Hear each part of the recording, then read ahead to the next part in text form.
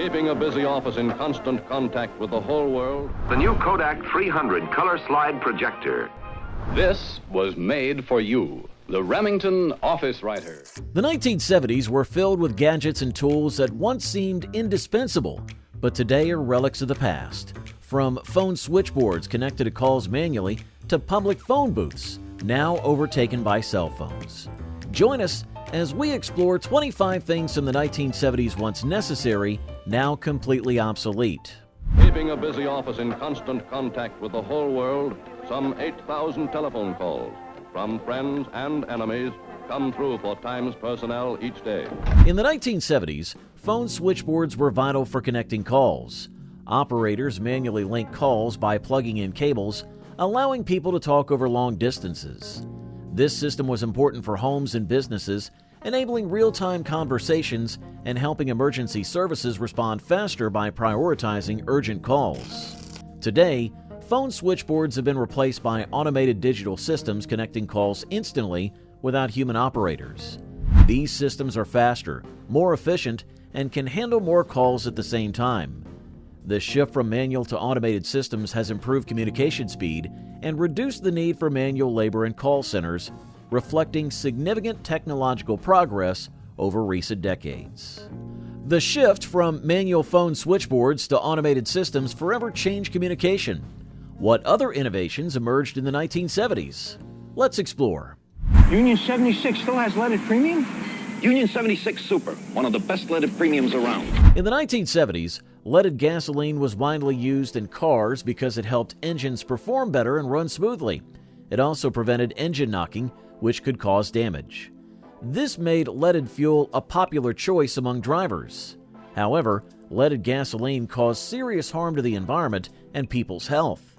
The lead released into the air contributes to pollution and health issues like brain damage and other illnesses.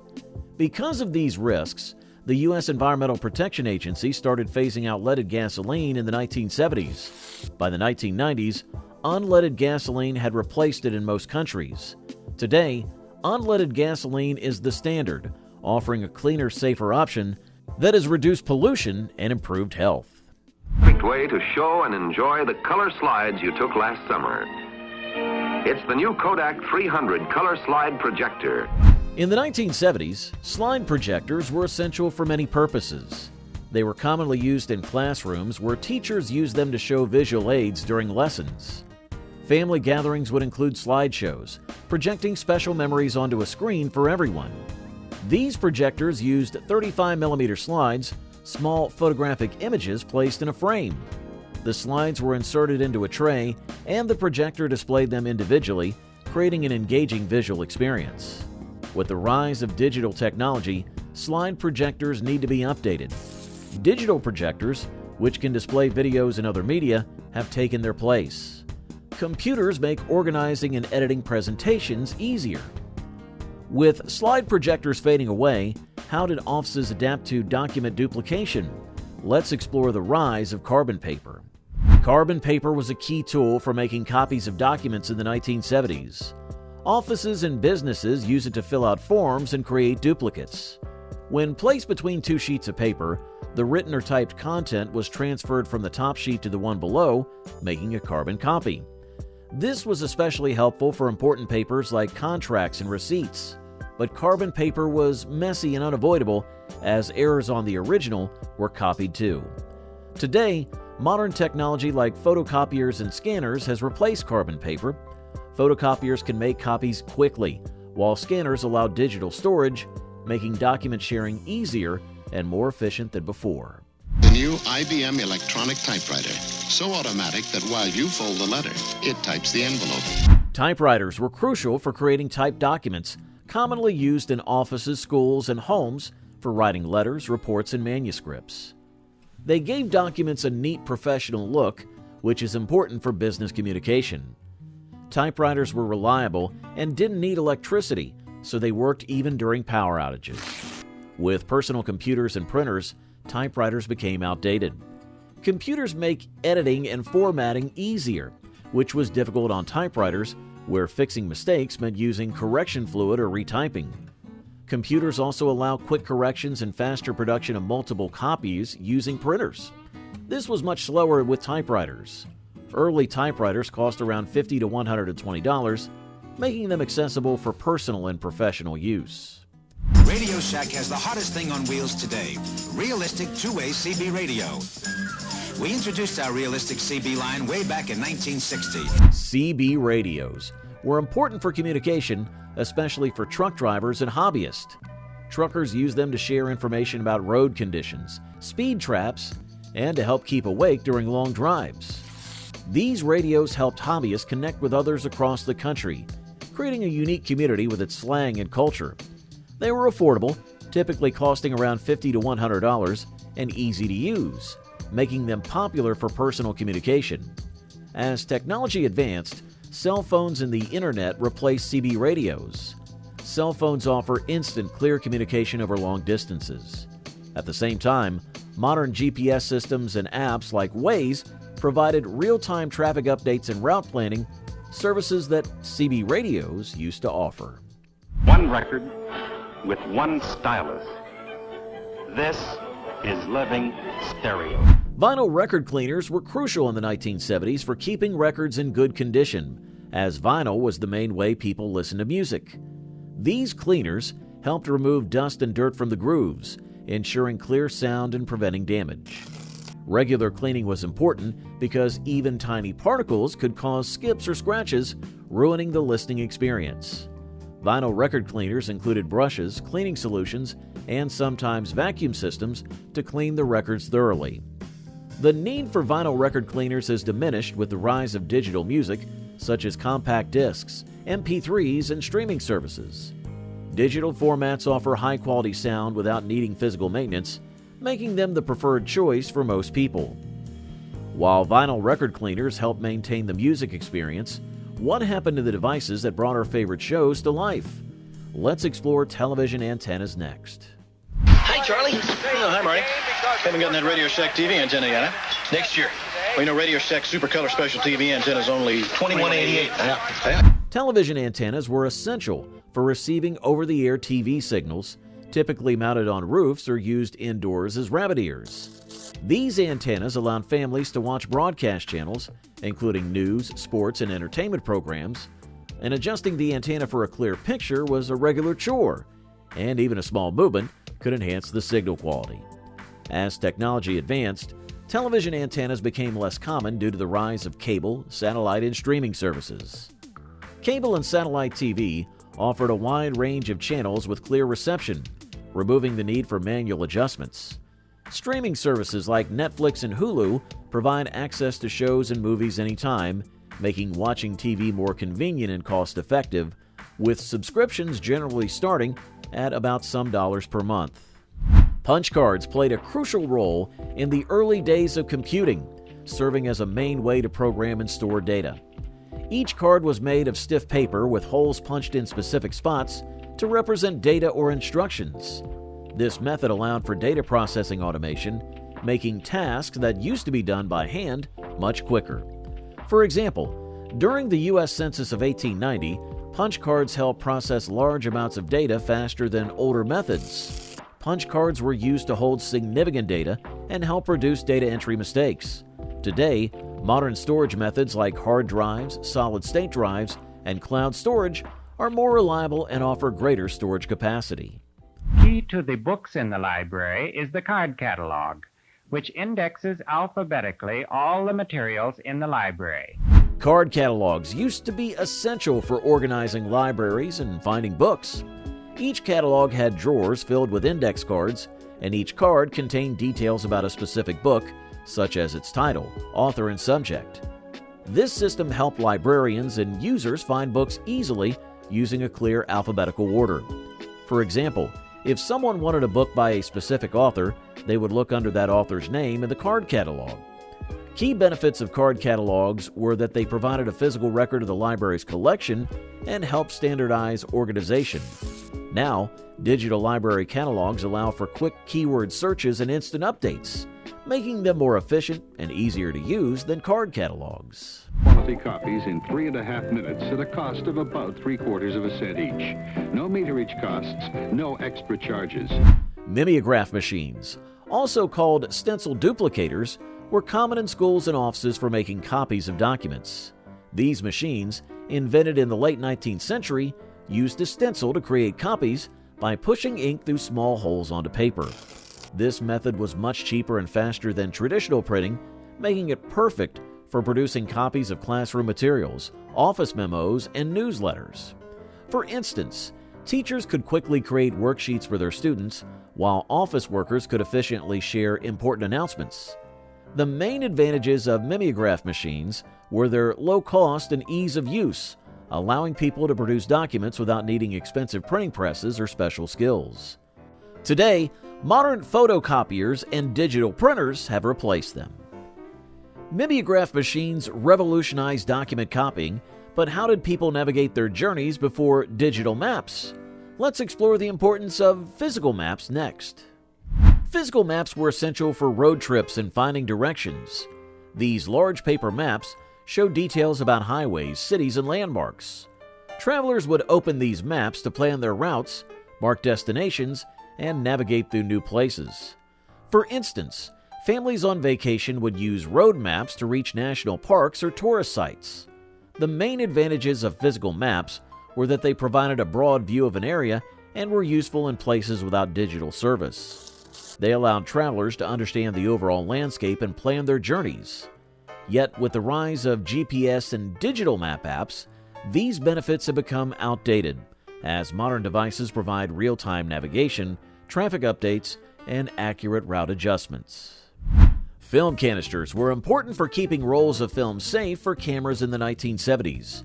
These small round containers, made from metal or plastic, protected the film from light and damage. Photographers loaded their cameras with film from these canisters to capture special moments on 35mm film. Family vacations and important events were recorded using film cameras, with the canisters ensuring the film stayed protected until it could be developed. It shielded film from light and helped organize different film types. They allowed photographers to carry several rolls without worrying about exposure or damage. But with the rise of digital photography, the need for film in canisters has disappeared, as modern cameras and smartphones store images electronically. Manual crank windows were common in many cars, allowing passengers to open and close the windows by turning a hand crank. This straightforward system was dependable and user-friendly, providing airflow and comfort during drives. For instance, on a hot day, people could quickly lower the windows to bring in fresh air, and during rain, they could easily close them to stay dry. The benefits of manual crank windows included their durability and ability to work without electrical systems. They rarely broke down and did not need a car battery to operate. Yet, with the rise of electric windows, modern cars now offer the convenience of controlling windows with a push of a button, improving safety and comfort for everyone. With the receiver off the hook, dial the desired number. For example, suppose you want to dial 23650. Dial each numeral in this manner. Rotary phones were common in every home and were essential for making phone calls before push-button phones and smartphones became popular. These phones had a round dial with holes for each number. To make a call, you'd put your finger in the right hole and turn the dial until it stopped, which sent electrical signals to the telephone exchange. This method was called pulse dialing and was the first large-scale digital addressing system. People liked rotary phones for their durability and simplicity. They were made from strong materials like metal and bakelite, making them nearly indestructible. They also needed no extra power, relying only on the telephone line. Modern phones are lightweight, portable, and can do much more than make calls. Rotary phones laid the groundwork for home communication, but what came next to enhance our ability to connect? Let's explore answering machines. Easy Calls, a tape of 7 different songs and funny recordings for answering machines. I am very sorry that I'm not at home to take your call. Only $14.95. When I will get... Answering machines were important devices in many homes, and they were used to record phone messages when nobody was available to take the call. These machines usually used magnetic tape to save messages so people could listen to them later. When someone called without an answer, the machine would play a pre-recorded greeting and then record the caller's message. At that time, the helpful features of answering machines were call screening and reliability. Call screening allowed users to hear messages while being recorded, helping them decide whether to answer the phone. Additionally, answering machines were dependable since they did not rely on an internet connection or outside power sources.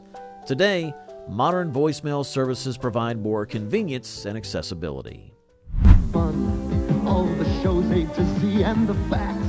What's behind what you see? TV Guide, the whole world of TV. TV Guide magazines were important for anyone who wanted to stay updated on their favorite television shows and schedules in the 1970s.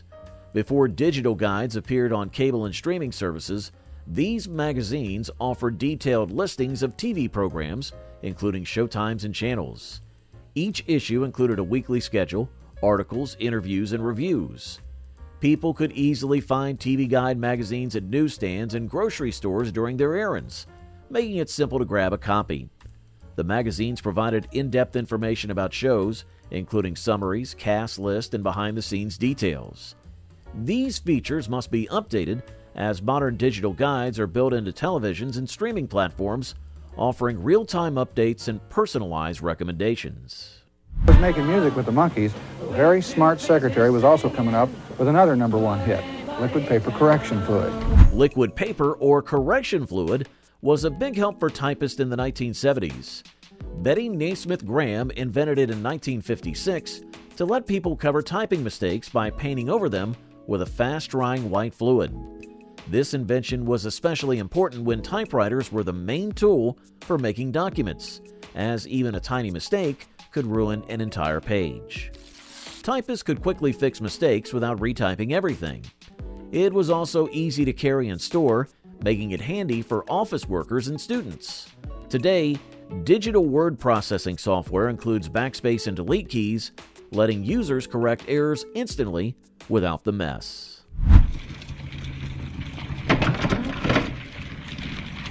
Film strips were a popular teaching tool in schools and were used as classroom visual aids.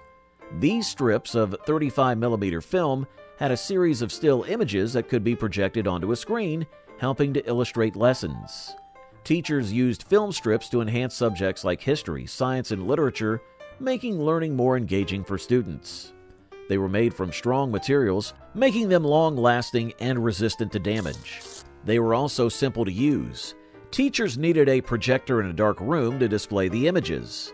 Modern classrooms use digital media and interactive whiteboards, providing engaging presentations that can be easily updated and customized. Film strips transform classrooms, but what about the evolution of audio technology in education?